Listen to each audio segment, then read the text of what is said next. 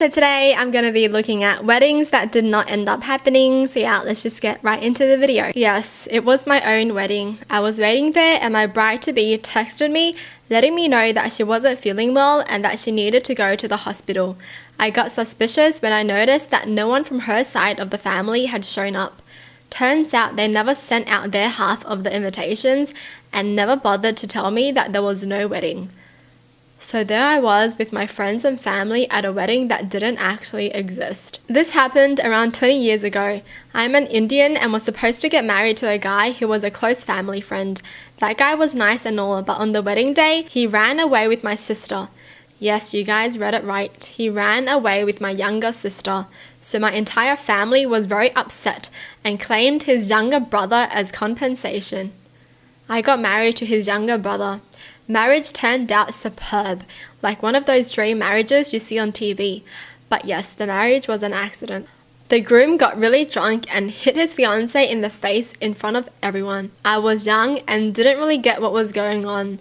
I just remember my uncle laying the groom out with one punch. I was talking with the DJ who told me of a wedding he did. Gets all the way into the reception and it's time to cut the cake. The groom mashes the cake into the bride's face and she is livid. She turns red, screams at him and slaps him across the face so hard it sounds like a gunshot and it echoes across the reception hall. Everyone gasps and gets quiet. She storms off. A while later, the father of the bride comes up to the DJ and hands him $500. He says, "Listen, this marriage is over. She's actually left the building, but I've paid for this party and all my family and friends are here. I want you to finish out the night and finish it strong. Keep the music playing and don't mention the two of them again for the rest of the night." He agrees and everyone has a grand old time. A friend of mine asked me to go to her cousin's wedding as her date. Her cousin was the bride-to-be. The ceremony seemed to go well, except the groom fidgeting, looking about and wearing an almost hostile expression on his face. Seemed odd, but I assumed it was nerves. The groom didn't wait for the kiss the bride part, grabbed the bride and rather abruptly turned her and himself around to face the audience. He then started yelling at the people on her side of the aisle that she was his now and they should give up any thought of ever seeing her again. The bride attempted to protest or calm him down, not certain which, but when she tried to say something, he backhanded her hard enough to knock her off of the dais. This all happened in a few seconds and everyone in the audience was stunned. Once outside, we got the bride into a car with her mum and my friend so they could leave, and I made haste to my car. I learned a few days later that the groom was arrested breaking into the bride's house, using a shotgun as a lockpick, and trashing her house looking for her. The marriage was not recorded by the official priest, so at least the bride didn't have to go through the trouble of getting a divorce. I declined wedding invites for some time after that. The groom didn't appear or change his mind, I am not sure, and the best man stepped in saying he's always been in love with the woman and wants to marry her instead. Apparently, giving the wartime, the priest approved of that, and they were a very good couple. They managed to get married, but then she hopped in a car with some random dude. I was confused, asked my buddy what was going on. He explained that dude was driving her down to the honeymoon spot because she didn't like the way her husband drove. 2 days later, I found out that once my friend made it to the cabin for their honeymoon, he walked in on them in the shower together. She then revealed that she only married him so her parents would get off her back, and that she hated him and was shacking up with this guy the whole week instead. They'd tell everyone it wasn't working out once they got back in town and annul. My friend was obviously devastated by this and has never recovered. The groom left the bride at the altar. He just didn't show up. He said he had cold feet. The couple stayed together and then planned another wedding. He stood her up again. Somehow they stayed together and she agreed to attempt to marry him a third time. He showed up. They wed and have been together 45 plus years. Am I the asshole for ruining a pregnancy announcement by telling the woman she may have taken the wrong test? My husband and I recently invited 8 friends for lunch and we were asked if we could also include a new couple, Doug and Sasha. We have never met them before, but everyone who was invited had, so we said sure. At one point during dinner, Sasha needed to use the restroom, and I told her to use the master suite since the other bathroom was occupied. I was helping my husband in the kitchen when Sasha came out of the room bawling and holding something in her hand. At first, I thought she hurt herself, but she said something to Doug that caused him to drop to his knees, cry, and begin kissing her stomach. All of our friends began screaming, jumping, and crying. It was insane. Finally, Sasha tells my husband and I that she is pregnant. Of course, we congratulate both of them, and then I give them a bag to put the pregnancy test in. I will admit, I did find it odd that she brought a pregnancy test and took it at a complete stranger's house, but I didn't say that out loud. Once everyone sat down to eat, Sasha looked over to me and said, "I hope you don't mind that I used one of your pregnancy tests. I just saw them and I had to." Looking at her confused, I responded, "I don't have any pregnancy tests." Sasha says yes, in your drawer. I asked Sasha if she meant the blue box in the back of my lower left drawer that was closed. She seemed to realize I was pointing out that she basically snooped around, and she sheepishly said the box said pregnancy for pregnancy tests. I said, "Sasha, the brand is Pregmate, and those are ovulation tests. I do not own pregnancy tests. Did you take an ovulation test?" Her husband freaked the absolute F out at me and said his wife was not an idiot and can read a box. He insisted Sasha get the test out now and show me that I'm wrong. Sasha refused, saying she didn't need to prove anything to a complete stranger and insisted they leave immediately. One of the couples thought that Doug and Sasha acted completely ridiculous, while the other 3 couples thought I should have pulled Sasha aside to discuss my concerns and said I was the asshole for saying something in front of everyone. Honestly, the whole situation caught me off guard and everything happened so quickly. The whole thing was bizarre and confusing. I just didn't have the time to put the pieces together mentally before asking about the ovulation tests.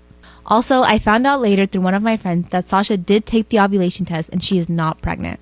Am I the asshole for refusing to pay my half of our canceled wedding? My ex-fiancé and I come from very different cultural backgrounds. Our families live on entirely different continents. I explicitly told him before we even got engaged that I always wanted a small, low-key wedding. I know that his culture have huge, lavish weddings, and he told me that this is what he wants. So when we got engaged, we had a long conversation which resulted in the compromise that we would have a big wedding in his home country, but drop some of the other aspects of his culture that I wasn't so comfortable with, or did not mesh well with my own culture. This was not a huge amount of customs we were dropping. In fact, we arranged to drop 1 and alter 2 so that they streamlined better with my own culture. We were both as happy as possible with this outcome. We began making bookings, reservations, and paying deposits for our wedding. This was all out of his bank account. This is because we did not have citizenship in each other's countries, so it was far less complicated for everything to be paid from one account of the same country. The intention was that after we get married, it would be much easier to get citizenship, and once citizenship was approved, we would merge our finances, and at this point would not matter who had paid for the wedding, since all our money would be together. 3 weeks before we were married, his mother and aunts got wind of one of the customs we had arranged to alter and lost him. Through conversation, they had found out about the other 2, and eventually they threatened to disown him for being a bad son. They said I was cutting him off from his family and that if that was what he wanted, they would make it easier for him. He begged me to change my mind, but I was firm, saying this is what we decided together. I wasn't going to drop the agreement because his family don't like it, when there are plenty of aspects my own family are uncomfortable with. Relationships are about compromise and communication, and ultimately the first priority are the 2 people in the relationship, not their family. He told me that if I wouldn't budge, then the wedding was off. I told him I already had made my compromise, and I still wanted to marry him under our original conditions when we had spent a long time negotiating and originally felt were fair. He said he had changed his mind and did not want to marry me. After a few weeks, he contacted me asking me to pay him back for half the money he was unable to get back from the deposits we paid. Since it was so close to the planned date that we canceled, it was not a small amount of money. However, since he was the one who called off the wedding, and even at this point, I would still marry him if we were able to honor our original agreement, I don't think I'm obliged to pay. I told him this, and he's very unhappy because he believed that it's my fault that he canceled the wedding because I'm unwilling to be flexible. So, am I the asshole for refusing to pay for my half of our canceled wedding? Am I the asshole for cutting my hair so my sister had a longer punishment? This technically happened around 7 years ago, but after newly revealed information, things are tense. Back when I was 17, my younger sister Ellie thought it would be a fun prank to cut my hair in my sleep. I'm a bit of a mover and active dreamer, so when I suddenly jolted, my sister panicked and ended up cutting off a much longer chunk than what she wanted. Out of instinct, my sister let out a scream, so I woke up and saw what she did. My parents woke up to me yelling at her and in turn yelled at her too. My mom took me to the hairdresser, and I ended up going from having my hair halfway down my back to a pixie cut. As punishment, my sister had to use some of her savings to pay for my new hairstyle, and then gave my sister a choice to either get a buzz cut or no phone and no social life until my hair got longer. Let me be clear when I say until my hair got longer. I don't mean that until it's back to its original length, but rather long enough so that growth was noticeable. My hair usually doesn't take too long to grow, so my sister chose the second punishment as she didn't want to lose her hair. That just made me all the more furious, so out of vengeance, I would give myself little trims at night in the bathroom every once in a while to make it seem like my hair wasn't growing.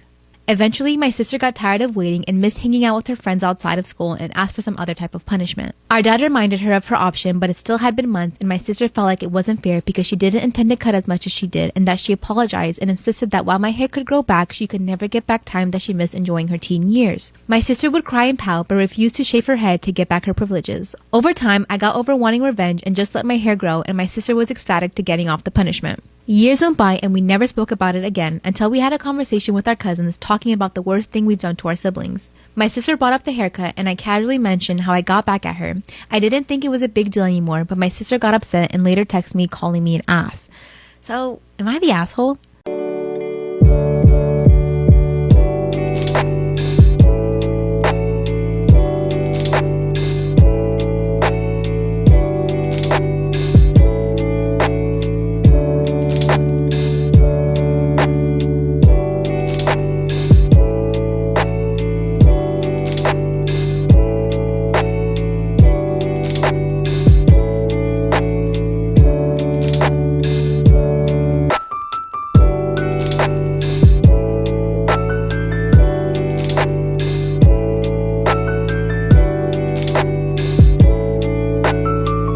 Hi guys, thank you for watching. I love you guys so much. Please like and subscribe to see more great videos. See you again.